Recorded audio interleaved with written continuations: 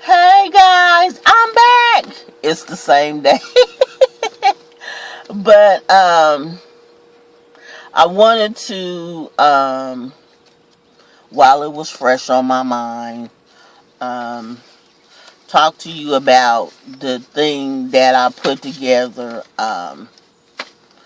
to try to keep me on track from falling back into that deep depression. Um and this may sound silly to some, but you had to do what you got to use, what you got to use to keep yourself together. So, this, and I've had this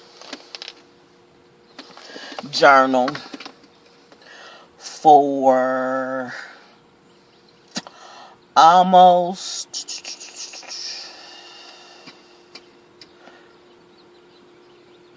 how long have I had this journal? 6, 7 years. I got it as a thank you gift from my girlfriend for helping with her um, granddaughter's um, baby shower, or her son's girlfriend's baby shower. So um, it's got a rose on the front, and on the back it says Rose. Um, and in it, on the front, it's got I put in here things that will help me stay on a progressive path. Um, I have a thing that I printed off, and a lot of the things I found, some of them on Facebook that I printed off. I've got 20 tips for better time management. One was to create a daily plan, and that's what this is. Um, and I'll put the link to this down below. Um, what I did was in the first part of it, I put in pictures of me, my daughters, their fathers, me and my mom, um, my picture of Polly, um, the month before she passed away. Sorry, guys.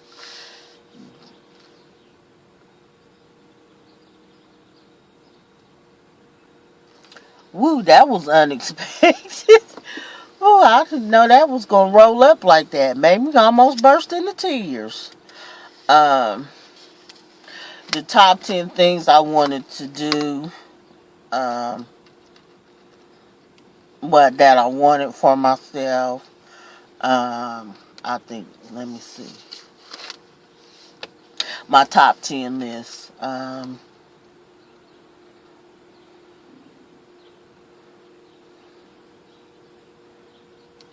The first one was become closer to God, um, to get to know Him and let Him know me.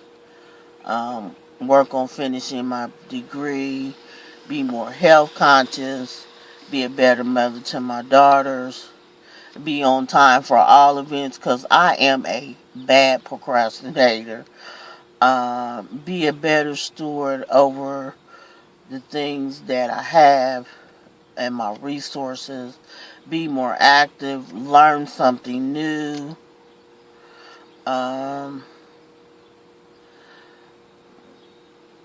be more active in pursuing other employment, and when I get a job again, to be a good employee. Um, then I have a prayer that my mom sent me when my grandma passed away and I was really struggling. Um, Then I wrote a mission statement for myself. And then I found this on Facebook. It's called a cleaning calendar. And I printed it off and took it to Walmart.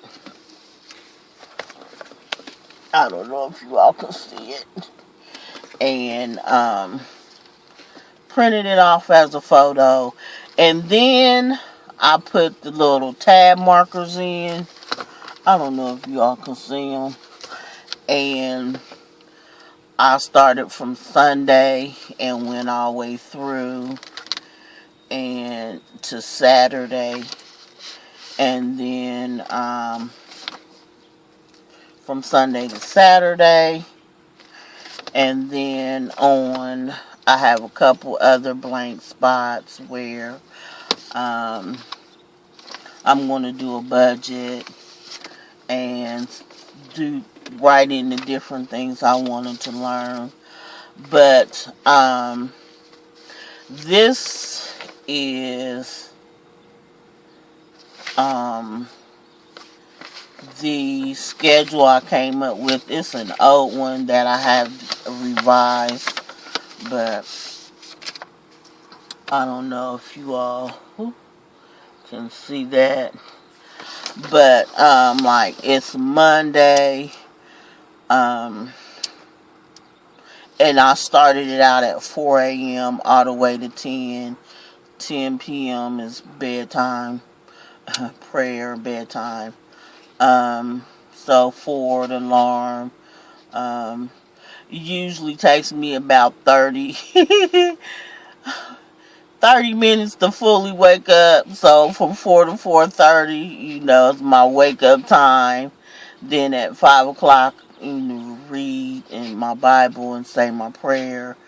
I don't have my exercise bike anymore, so from 5 to 5:30, I'll just walk around the block. 5:45 shower, and from 5:45 to 6:30 shower and dress.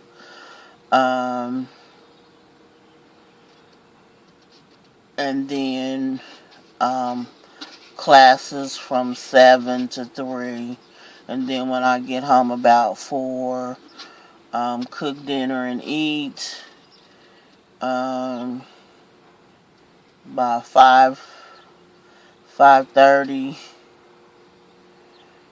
Because I'm not a 4-course meal person, so I can eat some oatmeal.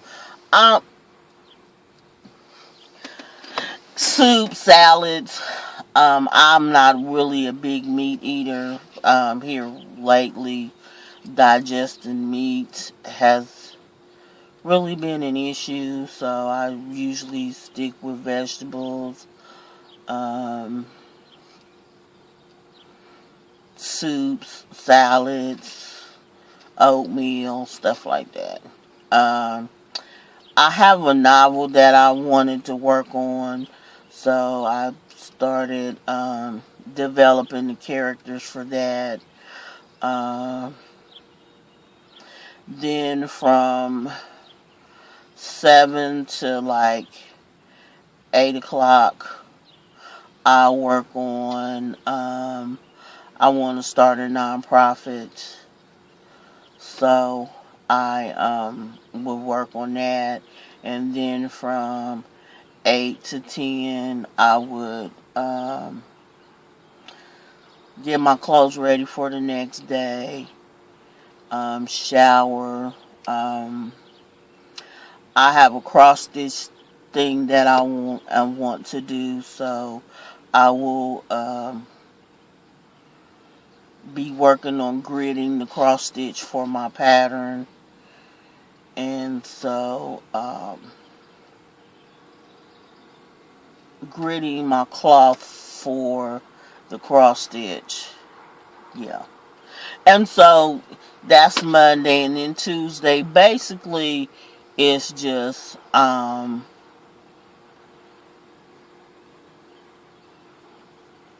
every day of the week. And I find that if I follow this, sometimes I do and sometimes I don't, but more and more I'm going to be following it.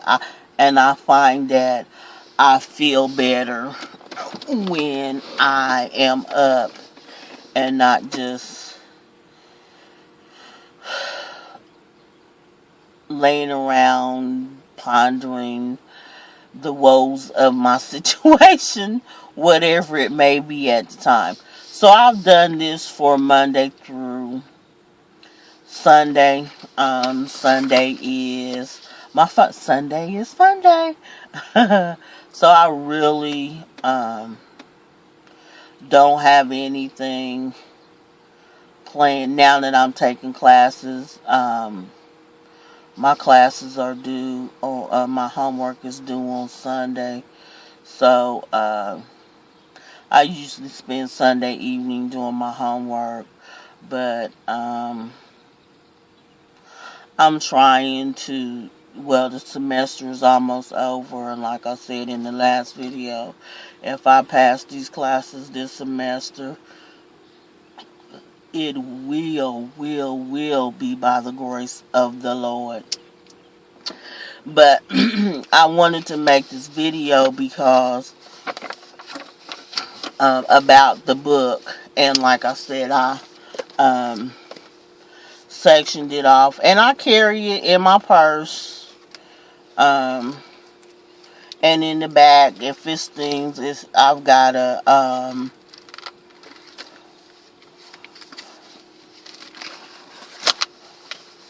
hold on, a post-it pad, so that I can, if it's things that I need to take care of, things that I need to do, I can write it on the post-it pads and stick it in there, and that way I'll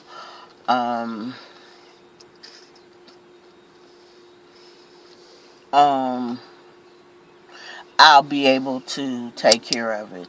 So like I said, I did Monday through Sunday. And I've held on, like I said, I held on to this journal because I really liked it, and I didn't really, it wasn't big enough for me to journal in, because I like to journal and I want to do it on paper, because when I get to writing, it just flows. So I could have wrote in this and filled it up in 2 days and been all out of paper. So I use this as, I don't know what to call it, my depression management book, my lifeline book. I didn't know what to call it. Lifeline. Okay, that sounds good. Lifeline book. Anyway, but each day you flip through it, and on like that cleaning calendar day, it gives you a chore of the day, and it gives you like a swing day, and then it's 4 weeks. You do something that week, like clean the oven, microwave, and fridge. So you will have something to do. And the reason, like I said, I did this book because when you are that depressed, your mind just does not click, and all you will do is lay there. You need to get up and do stuff. You know that if you don't do this and this and this, you won't. But you just, I don't know. For me, it's like, if I got a list, Even if I'm depressed, I will follow that list until I get whatever.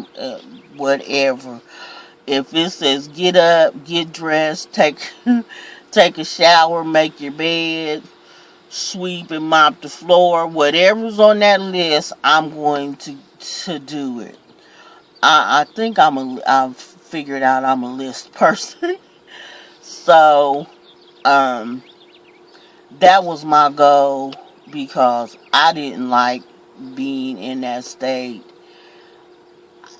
I couldn't articulate what was going on with my kids. All they knew was it was something wrong with mommy, and they did not know how to help or fix it. And all they could say was, Mom is going to be all right, and I love you. And you hate to see your kids suffer because you're suffering. And my kids are the type of kids that however mommy comes through, that's how we gonna come through. If she come through like a champ, that's how we gonna handle it, like a champ. If she fall, we fall. And so,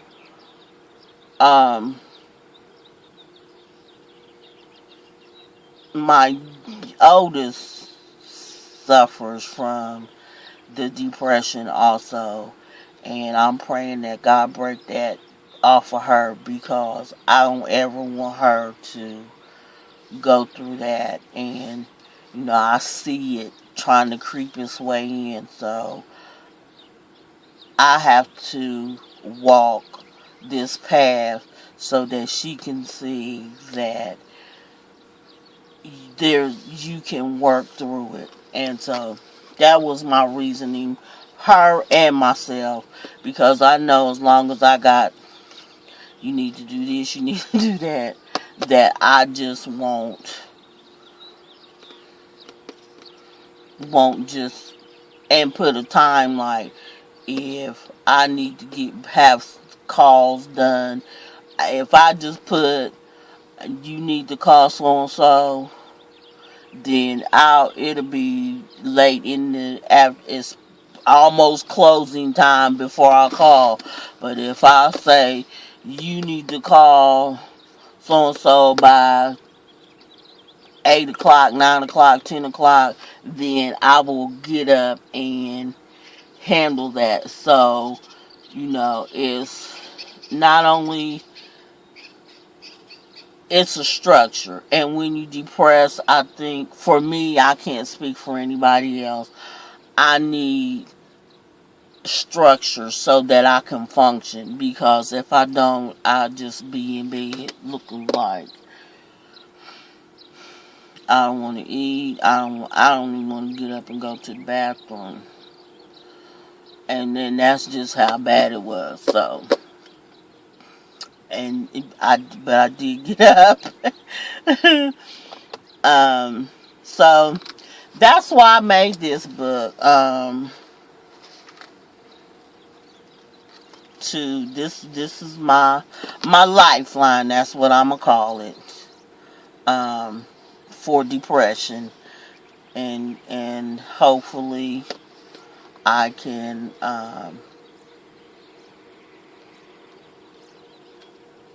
stick with it until I